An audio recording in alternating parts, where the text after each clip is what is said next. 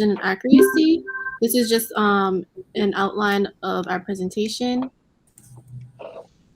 And then for the team members, my name is Tiffany Nguyen. I'm the project manager, and I'm also on the software team. My expertise are in project management and SQL Server, and my interests are in cybersecurity and information technology.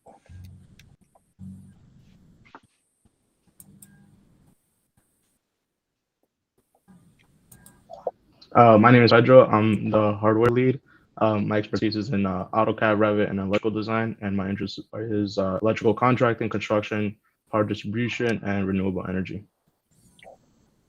My name is Andrew Gutierrez. I'm the software lead. I'm a full stack developer, and my interests are blockchain, machine learning. My name is Rachel, and I'm part of the hardware and electrical team. My expertise are in AutoCAD and C++, and my interests are in construction management and circuit design. My name is Jose Jimenez. I'm part of the hardware and electrical team. My expertise is in front-end development, and my interest is in renewable energy, circuit designing, and biomedical engineering. For our product motivation, the big picture of our RC car is to be precise and get it right. Our RC automapper is designed to improve the time taken on mapping a 2D area while being more cost efficient and smaller than competitors. So our RC car will be able to identify its surroundings and keep track of the distance and speed it has traveled to provide a safer, efficient, and user-friendly way of 2D scaling in any desired area. The projects have been done by autonomous aerial mapping. However, we decided to stay on the ground in order for easier use and versatility as well as adaptability. These RC cars can be cheap to replace. However, drones can be expensive and they also have a short battery life. Our RC car will be able to communicate with the user via Bluetooth connection to the ESP32. And with our user-friendly design, workers will be able to map out any wanted area and send it directly to their superiors through the data shown on our website. We'll also be having an oxygen air quality sensor that will determine whether or not it'll be safe for workers to be in the area before mapping. For our alternative approaches, main competitors in this field would be companies using high-end laser and lidar technology. A few companies are Boston Dynamics and Tavco. So Boston Dynamics has Spot, which utilizes sensors to navigate through tough terrain by capturing spherical images for detailed inspections. And Tavco uses laser scanning in order to capture equipment to produce dynamic images.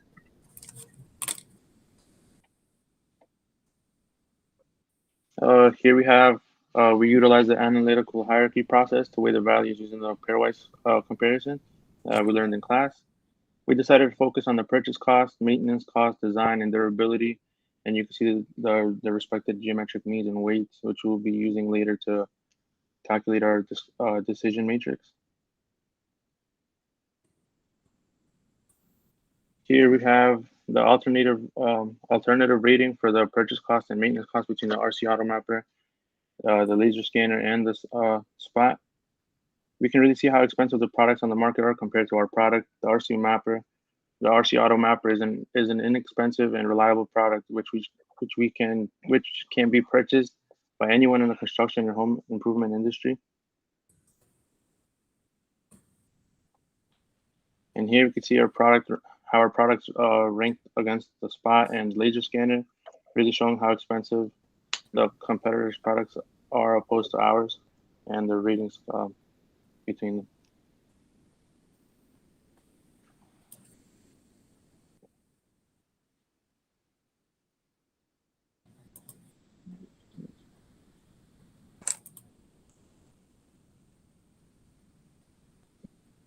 Our Scout Mapper will be a better choice between the three products. It's less expensive. The maintenance compared to all the other ones, the design is right there amongst the three, and durability as well. Having an extremely low maintenance cost as well as purchase cost is what really sets us apart from the competition.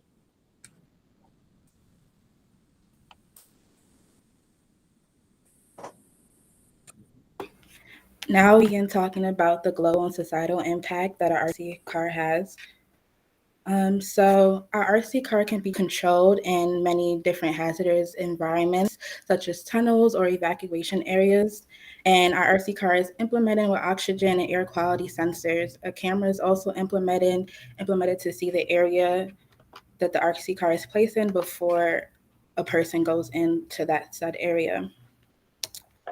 So for the first bullet point of the global and societal impact, with about 150,000 construction sites accidents related that happen each year, our product would basically increase accident prevention.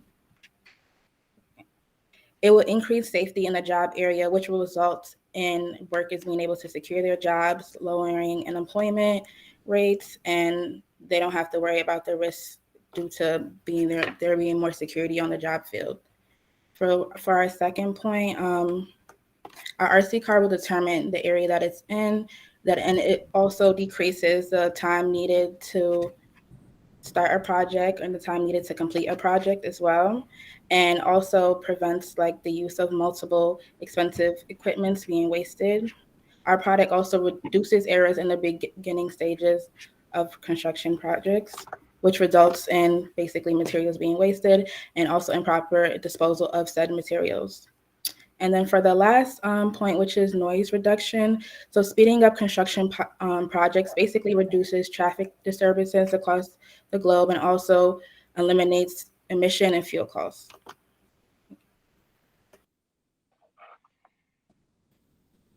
Here we have the needs identification for our design requirements. We have determined that our four main needs would be precision, adaptability, versatility, and cost. And you can see the rankings here along with their weighted scores.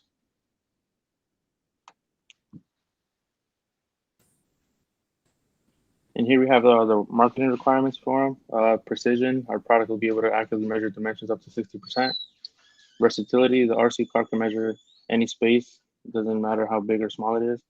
Adaptability, using the microcontroller, we will be able to keep it updated.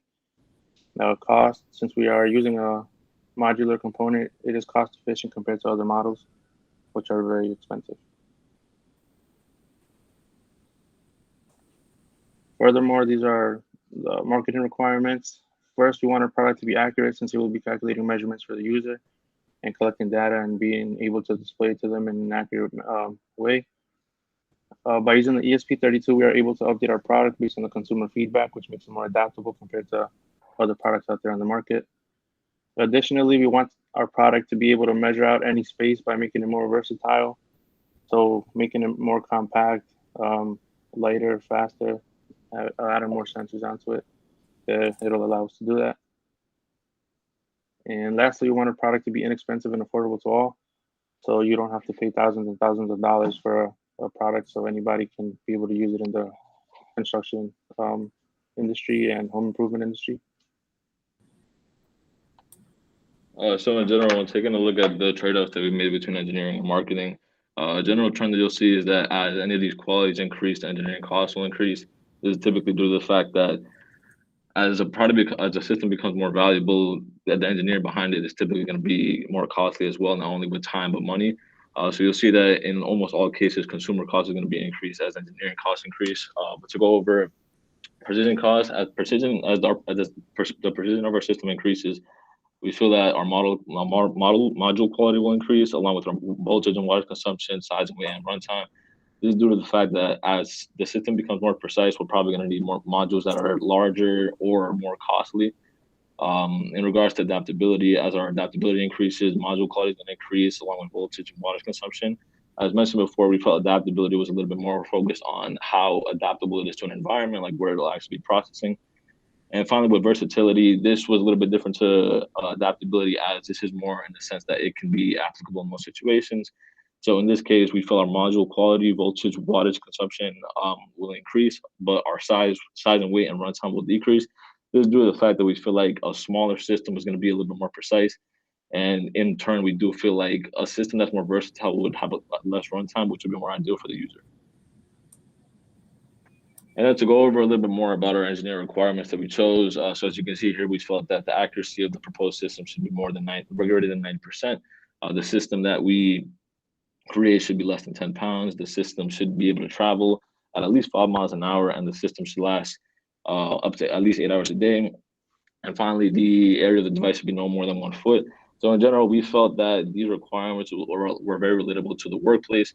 A lot of these things, for example, the 8 hour battery time, we felt was applicable to the workplace because most of the time we don't want a user to have to charge the device before using it. And if there's an 8 hour battery life, we feel like it could go the entire workday without having to charge it.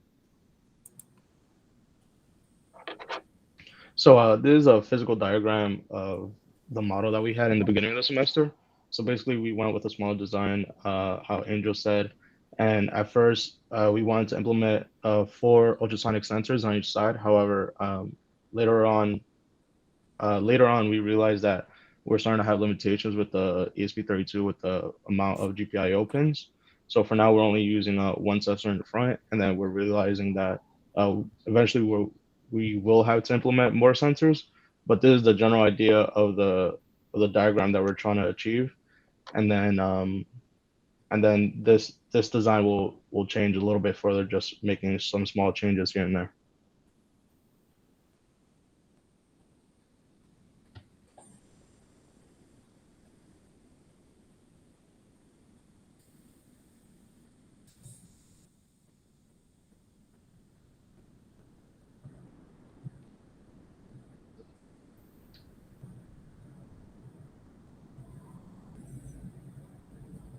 Sorry about that.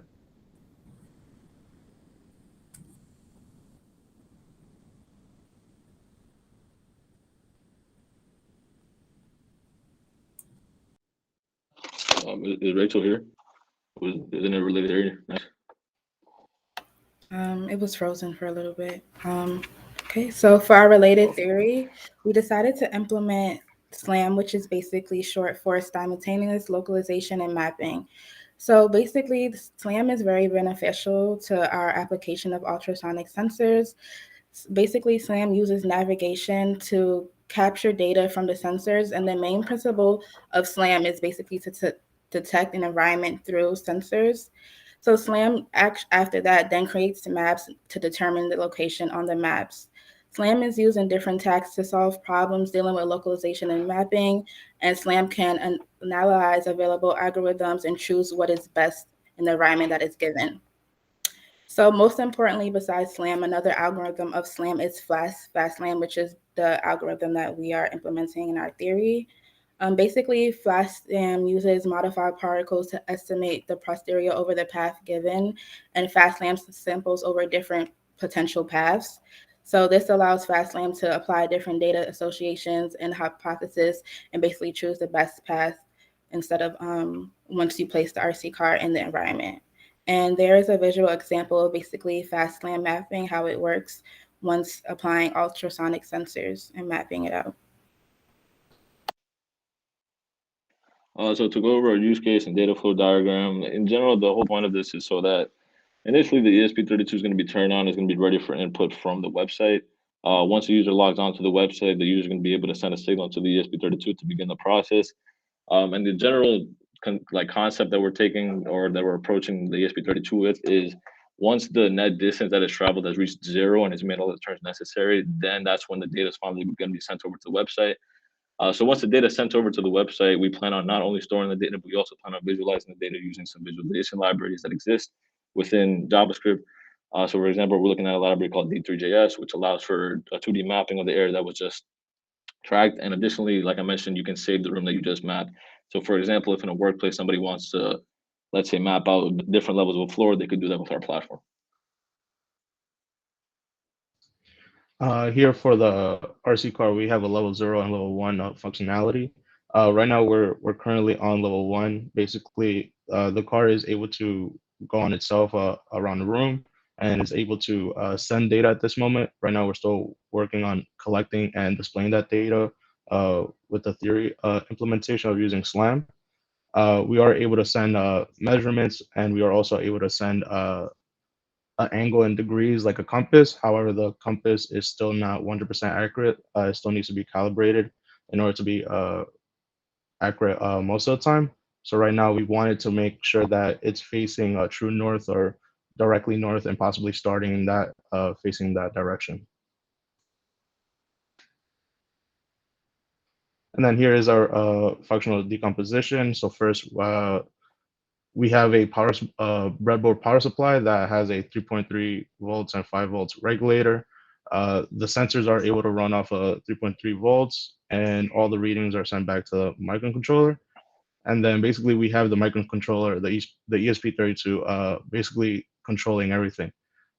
We have two different types of motor drivers, and during the testing process, like we had to use different types of motor drivers because sometimes we had several movement tests that would fail. Sometimes there will not be enough torque to turn the car. Sometimes on different surfaces, it will be easier on hardwood floor or would fail on carpet.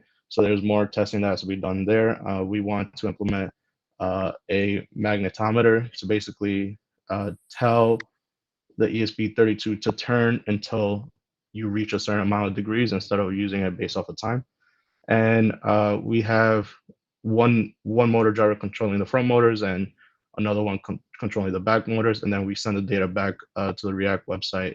And then after that, we're going to interpret the data in a 2D plane and display the data. So basically, there's a split between hardware and software. So for hardware, it's pretty straightforward. You have your battery, chassis, and electronics. And then your electronics consists of all the different types of sensors used, plus the ESP32. Basically, very straightforward. And then Angel will describe the software. So for the software, similar to what was mentioned in the use case and data flow diagram, the Arduino, the ESP32 is going to be expecting a signal from the website. Once the signal is received from the website, the whole process will begin where data is going to be stored within the Arduino, and finally, towards the end, the data is going to be sent back to the website. So this is how the two are going to communicate back and forth. And like I mentioned, once the data is on the website, it'll be able to be mapped and stored as desired. This is our circuit diagram showing all the connections between the ESP32 and all the different components. So as you can see now that we are using most of the GPIO pins, so we're running into an issue if we want to add more ultrasonic sensors. So basically the ultrasonic sensor basically has a echo and trig pin, a transmitter, and then a receiver to get those the signal back. So if we want to implement 6 sensors, if you want to say, then we need 12 GPIO pins. And right now, it's not possible using the ESP32. So that's why we're looking at a possible GPIO extender that uses serial communication. And then here you also see the different types of connections that are used for each motor drive module.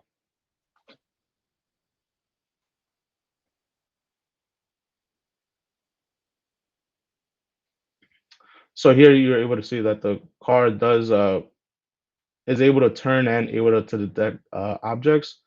And then here you'll see it eventually fail because the angle hitting the wall is greater than 30 degrees, and it's because that the signal doesn't it bounces off and doesn't come back.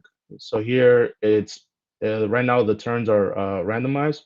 So it'll either choose left or right, and then since there's still an object in front of it, it'll choose another angle. And then I believe, see right here, it gets a little too close to the wall, and then I believe around the end of the video, it eventually fails because the angles are just too large.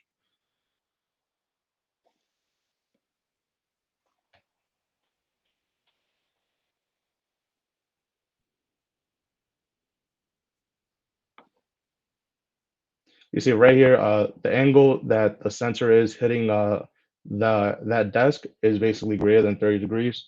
So once it becomes greater than 30 degrees, the signal doesn't come back. So that's why we need to implement other sensors in front of the car.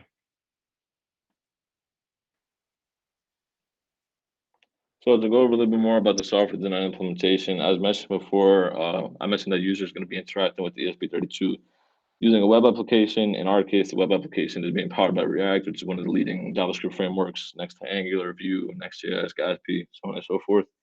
The website is being deployed using Netlify. Netlify was integrated with React using arguably the most powerful feature within React, which is being able to import components and import different features. So in our case, we were able to deploy our website using Netlify, and this is the URL. You can access it whenever, but not necessarily as applicable to everybody because you can only connect to the one device name that we hard coded in there. And as mentioned, we'll be using the Bluetooth Web API. The Bluetooth Web API, as I'll discuss a little bit further, is very experimental technology. It's caused a lot of headaches throughout our work, but it's also been very rewarding to work with because in our case, this is applicable to not only a desktop, laptop, but it's also accessible on phones too. And in general, another thing that React's features with using libraries and packages is going to help us with is using within the data visualization libraries. So we can import these libraries like D3DS and or React this, and we can visualize the data in a 2D or 3D map if we desired. And to give a quick demonstration of how the whole process looks right now, this is what you'll see when you initially connect to the website. You click on the Please Connect Device button, and then you wait for your device to appear here. As you can see, you can now pair it, and then you'll see a message saying that it's now connected. You then connect to the GAT server, and then you start or stop reading characteristics.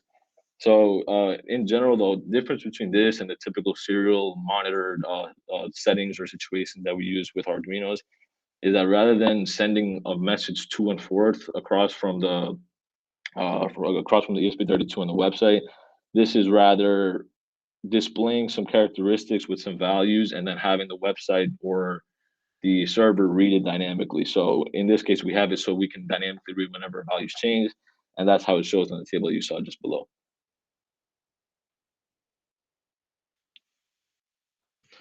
So this is part of our testing results. So basically, we split up our testing into sense IDs, M for movement IDs, WB for website, and then MP for mapping.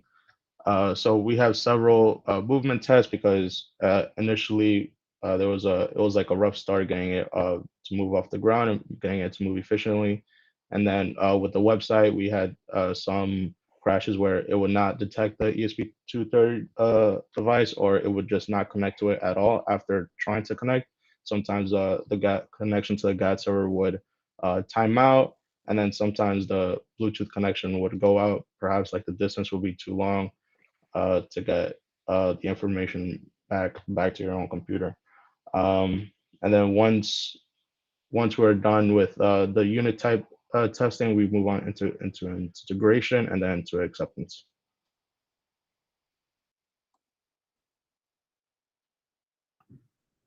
We have 2 phases in our project, and for the first phase, our 40% milestone aligns within this. So our RC car should be able to receive and send signals between a microcontroller and our mobile app. It should also be able to avoid obstacles by detecting the distance between itself and any obstacle and navigating around it. And then in phase 2, our RC car should be able to track its navigation information in preparation for outputting the data. So just to emphasize what Tiffany just mentioned a little bit more, our general goal of phase 1 was to make it so we have a foundation for what's to come in phase 2. And in general, that foundation consisted of making sure that we can communicate between the board and the website accurately, and also making sure that we can communicate between the board and the driver motor and drivers themselves. I mean motors themselves.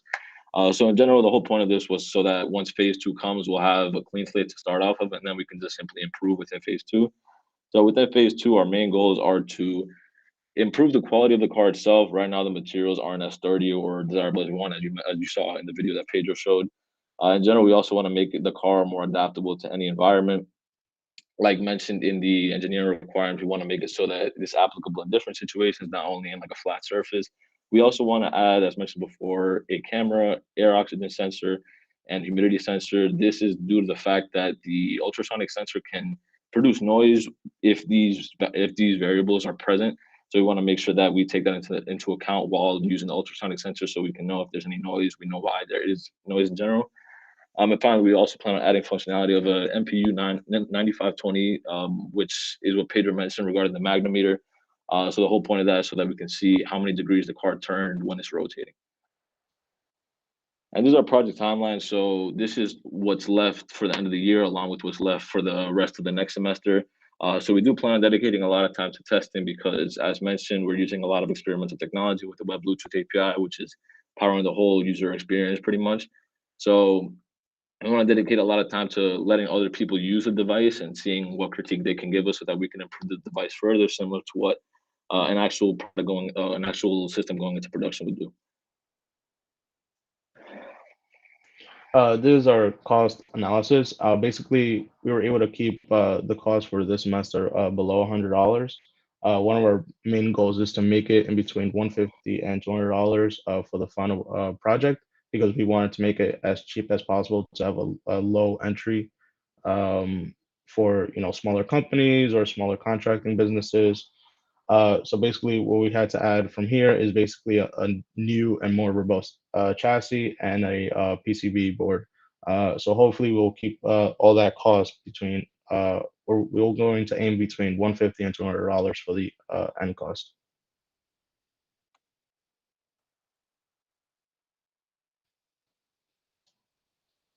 Here for the future work for the hardware, we want to increase the angle where the ultrasonic sensor is able to read.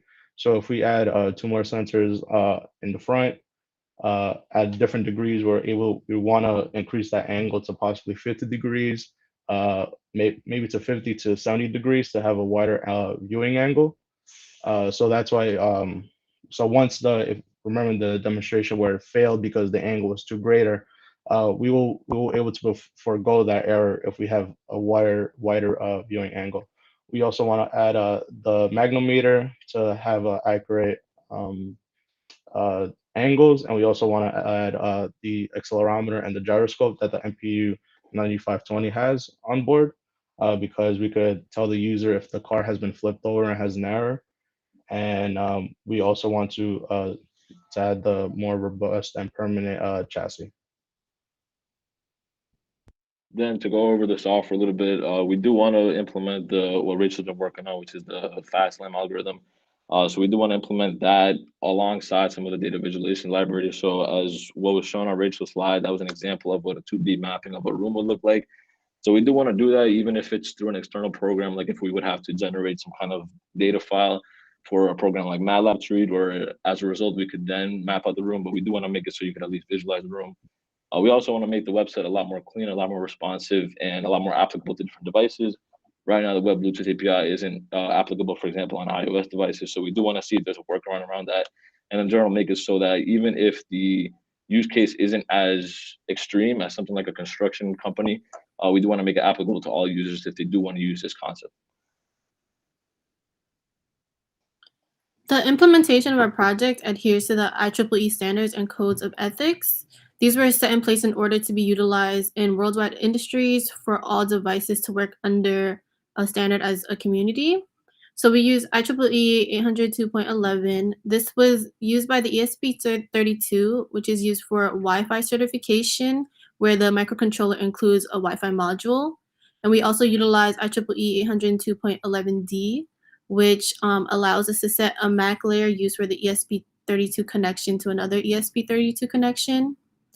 We also followed React JS coding standards and practices.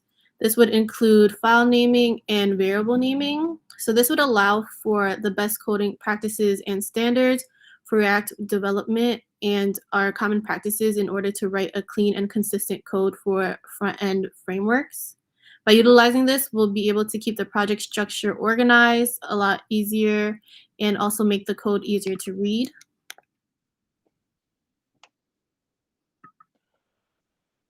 And for our ethical issues that are considered in this engineering project, we still stand and abide by the IEEE codes of ethics to uphold integrity and respect to others. But in a larger context, we wanted our system to be the main alternative to more costly competitors.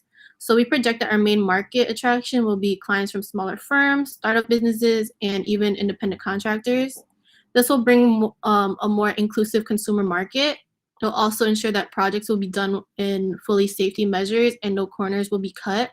And an economic efficient option will bring about incentives to start up businesses and even bring about jobs.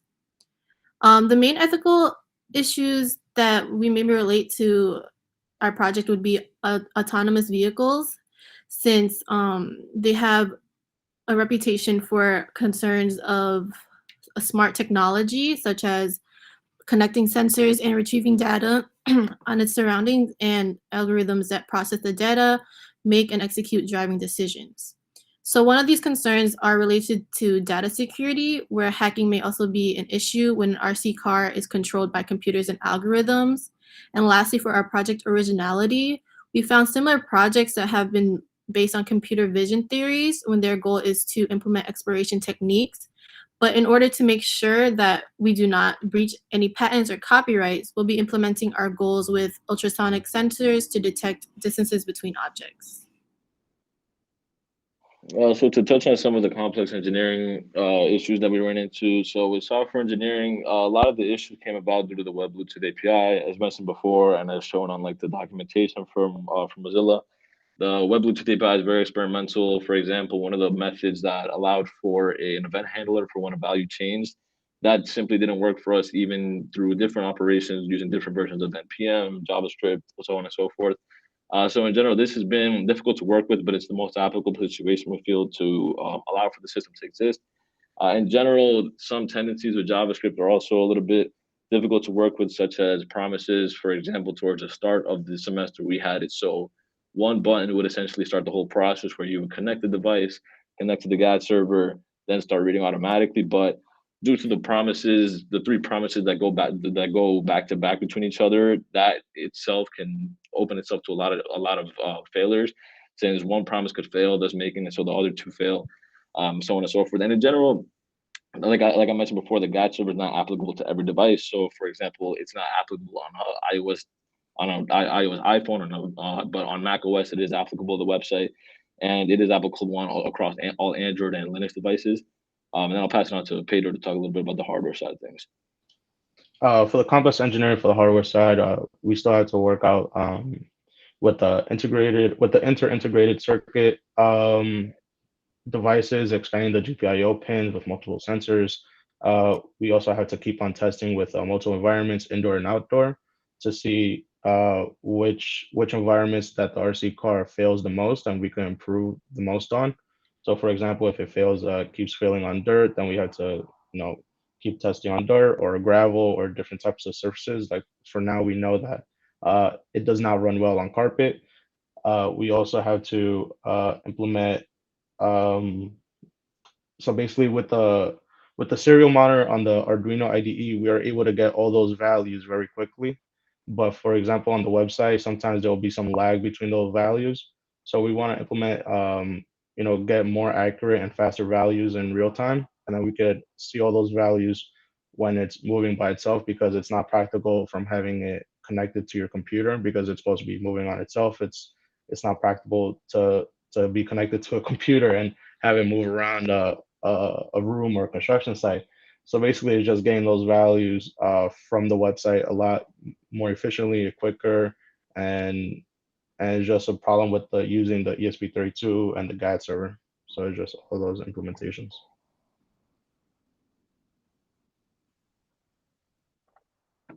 Lastly, these are our references, and we would like to thank the EECE department and Dr. Elmanai and Dr. Wang for being our advisors.